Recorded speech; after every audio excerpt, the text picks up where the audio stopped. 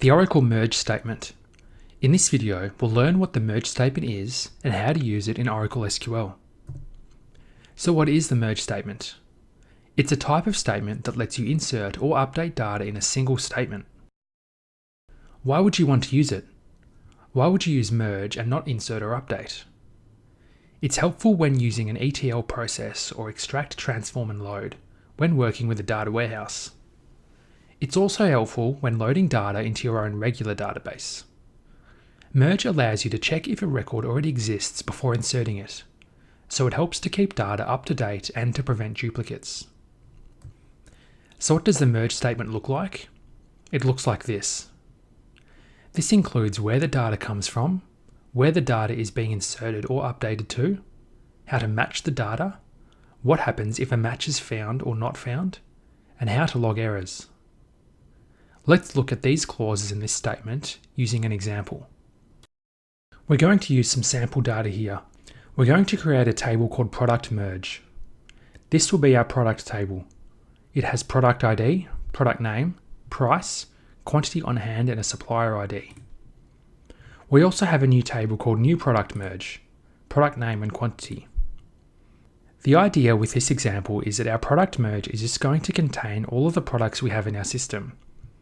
And the new product merge table will contain any new products that we want to add. Let's create this table. The table has been created.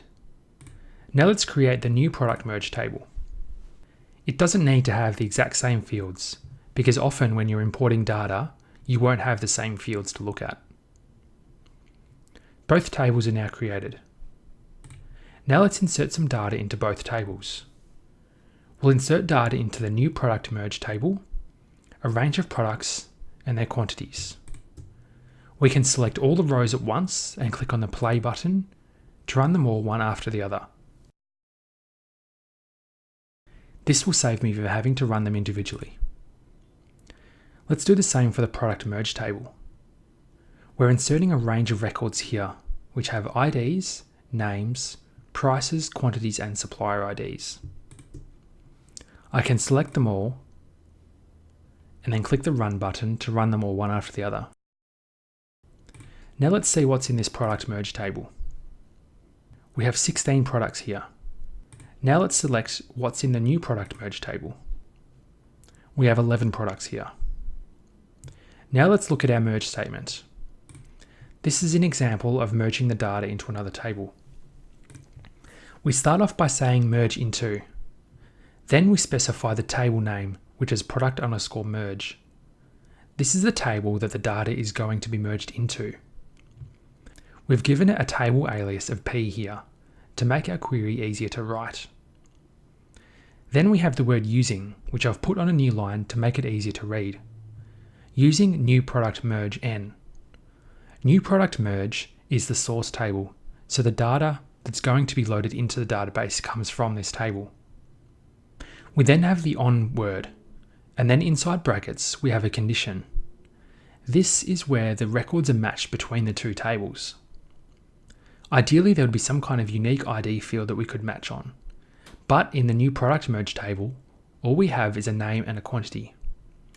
In this example, we can match on the name. So we're saying on p.productName equals n.productName. So that's how this query will know how to match the two records. If the name matches, they're the same record. If not, it's a new record. The next keyword in the same query here says when matched then. This identifies what should happen when a match is found, when matched then. Then we say update. So this is what we're going to do when the match is actually found. So this is similar to just the normal update statement, except we don't need to specify the table name because we've done that at the start here where it says merge into. So update, set quantity on hand equals quantity on hand plus n.quantity. This means we're updating the existing quantity on hand value in the P table, which is product merge, equals the existing value plus the n.quantity is the new value. So we're adding the new quantity to the existing quantity and storing that on the product that matches. So this rule says when a match is found, update the quantity. The next line says when not matched then. This means we're starting the logic that says what should happen when a match is not found. So if the product name is not matching between the two tables. It says insert. We don't need to say into table name because that's already mentioned at the top. We need to specify the columns though. Product ID, product name, price, quantity on hand, and supplier ID. Just like a normal insert statement. We then have the word values, also just like a normal insert statement. For product ID, we're going to enter null. Product name, we're going to specify n.product name, which is the product name from the new product merge table where our data comes from. The price is null because it's not in our source table. The quantity is something we know, and the supplier ID we're setting to the same value of 9. This could mean that this file came from the supplier ID of 9. Then we put in semicolon and that ends our merge statement. So the entire statement says, get the data from the new product table and put it into the existing product table, matching on product name. If there's a match, update the quantity. If there's no match, insert the data. Now, if you remember, there were 16 records in the product table before. Let's run this query now. Once it finishes, it says 11 rows merged. This is the number of rows that have found to match between the two or that have been inserted. We can't tell using this output here how many have been inserted and how many have been updated, or how many have been matched and not matched. If we wanted to do that, we'd have to add in some extra code in here. But we can look at our product table here and see what the changes are. We can see that there are now 22 records. Records 17 to 22, with these null values here, are the new ones that were inserted into the table. All the other ones that were matched had their quantity updated. For example, the first record in the new product merge table, pot plant, had a quantity of 4.